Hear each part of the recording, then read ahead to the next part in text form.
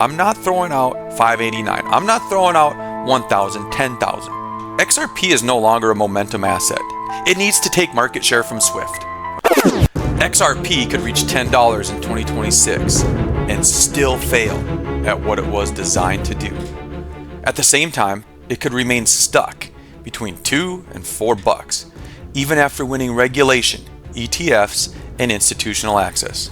By the end of this video, we will walk through what would actually have to change in 2026 for $10 to be structurally possible. XRP is no longer a momentum asset. It is a valuation problem. The low-end case prices XRP as a utility token supporting financial infrastructure, roughly $2 to $3. The high-end case, though, prices XRP as settlement liquidity itself, which begins to justify the $8 to $10 price range. Where does economic value accumulate inside Ripple's institutional stack? And is XRP even required at that point? So the conservative 2026 range for XRP sits between $2.50 and $4. This range assumes the SEC settlement remains final and uncontested. Spot XRP ETFs continue attracting passive institutional flows. Ripple expands global institutional services. This would increase the demand of the XRPL. So what does not move XRP out of this band? Additional partnerships, expanded pilots, settlement volume routed around XRP. Without sustained token level demand, price is going to remain anchored here. It just is. I know we wanted to get out of this range, but something bigger needs to happen if we are going to break out of the $2 to $4. So XRP's historical frustration isn't relevance, it's value capture. Ripple has evolved into a full stack institutional provider.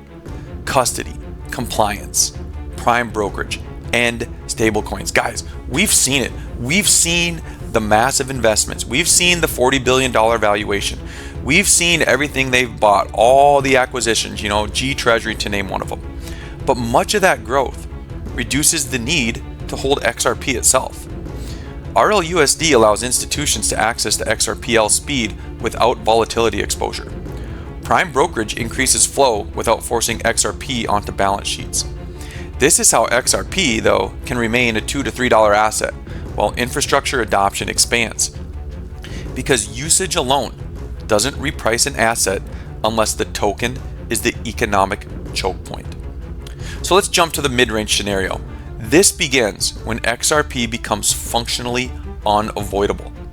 If XRP is used as the default liquidity bridge for cross-border treasury settlement, institutional FX corridors, ETF creation and redemption flows, then a repricing into the $4 to $6 range becomes structurally defensible. And guys, we know XRP can already do all of these things.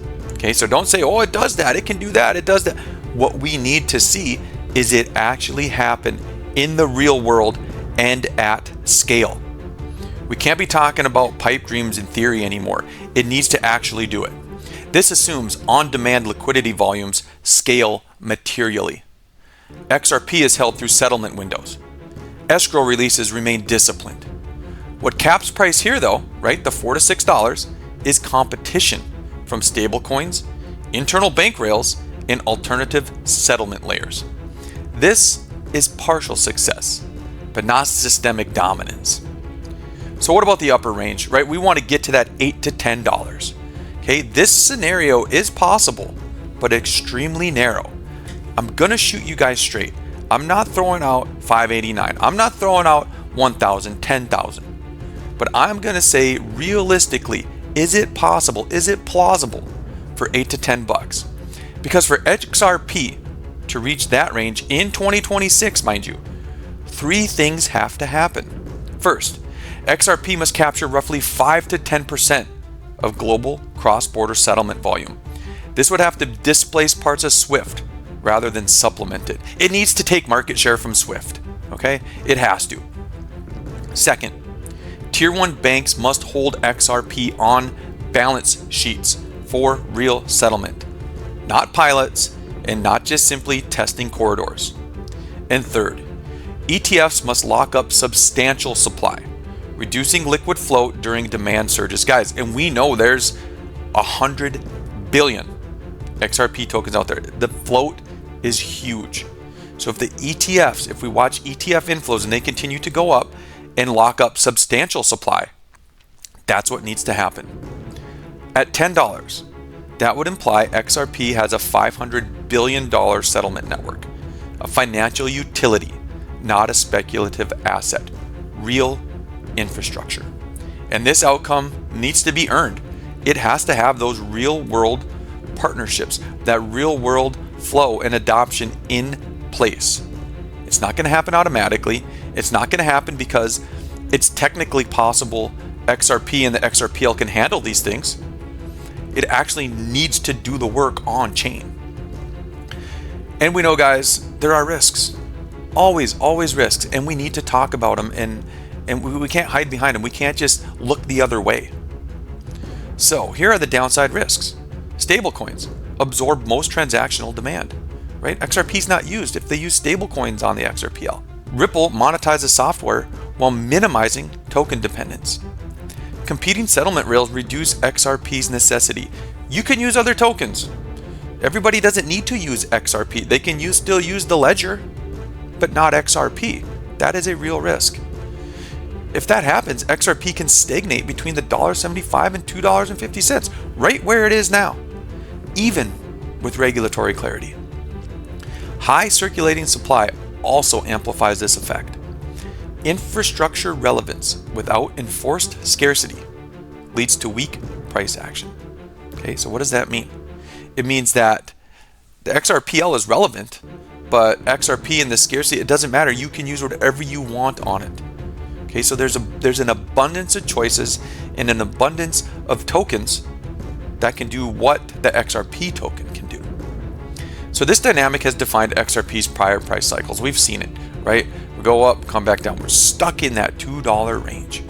So here's the full conditional price map of XRP for 2026. $1.75 to $2.50. Infrastructure relevance, weak token capture. $2.50 to $4. Regulatory clarity plus passive institutional exposure. $4 to $6. XRP is an active liquidity bridge. And $8 to $10. XRP is a settlement layer held by global institution.